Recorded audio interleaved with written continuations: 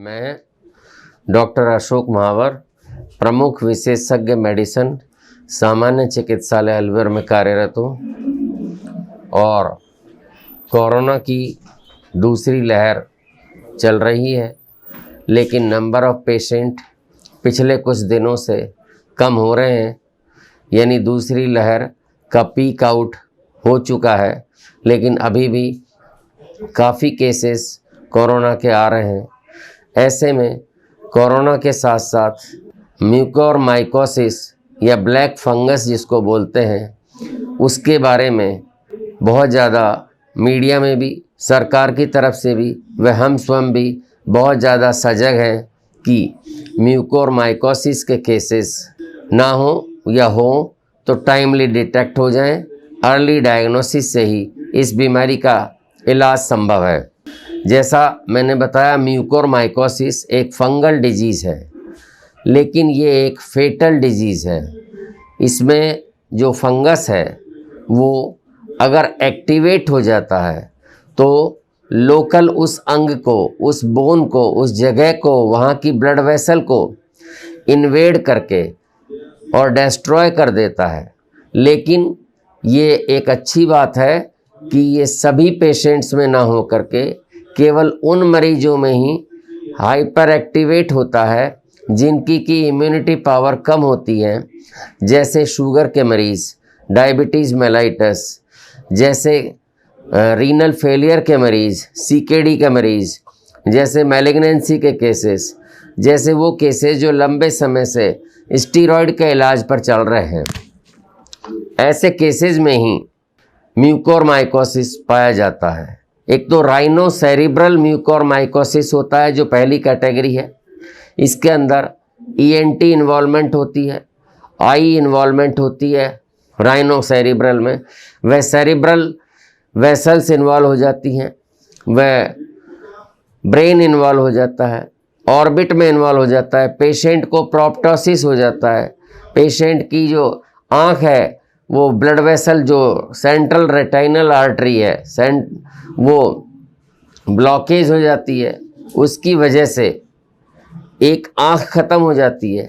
ऐसे केसेस का इलाज करना थोड़ा मुश्किल होता है, क्योंकि ऐसे केसेस में सर्जरी भी ज़रूरी है, आई रिमूवल भी ज़रूरी है। साथ में हम उनका बोनी डिस्ट्रक्शन होने के कारण उस बोन को निकालना भी पड़ता है, तथा साथ में मेडिसिन से भी इलाज किया जा सकता है।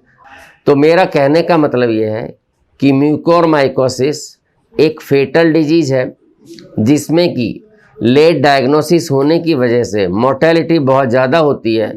और इस मोर्टेलिटी को कंट्रोल करने के लिए केवल 3 बातें ही ज़रूरी है। नंबर 1, अर्ली डायग्नोसिस होना चाहिए। नंबर 2, अर्ली डायग्नोसिस के बाद जो है तुरंत इलाज चालू करना चाहिए। और नंबर 3, अगर लेट डायग्नोसिस हो रहा है तो सर्जिकल इंटरवेंशन जो आवश्यकता है उसको भी तुरंत एक्शन में लाना चाहिए। वह शरीर के उस पार्ट को निकाल देना चाहिए जिससे कि डिजीज़ प्रोग्रेस नहीं हो सके।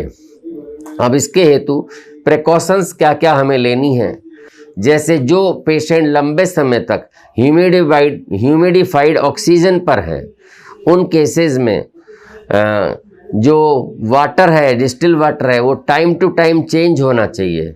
और आईसीयू में जो पेशेंट्स हैं उनके जो मास्क है, मास्क चेंज किए जाने चाहिए। संभव हो तो प्रतिदिन चेंज किए जाने चाहिए, क्योंकि जिससे कि जो फंगस है वो डेवलप ना हो।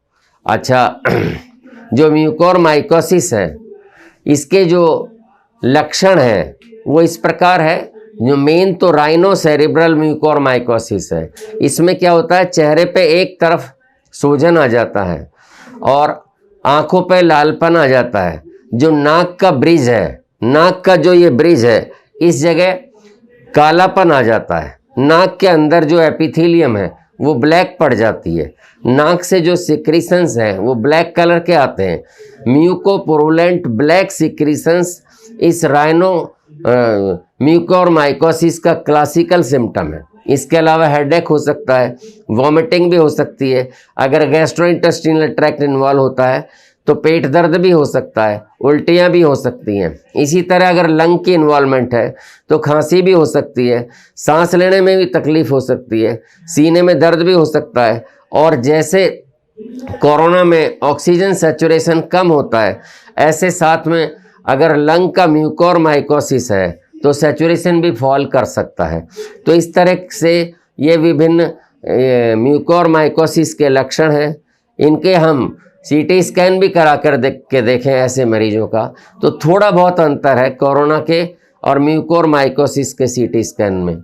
तो इस तरह से म्यूकोरमाइकोसिस एक घातक डिजीज़ है, लेकिन अर्ली डायग्नोसिस के साथ हम जो है इससे बच सकते हैं और इसको प्रॉपरली ट्रीट कर सकते हैं, इसको मैनेज कर सकते हैं। बस यही कहना है।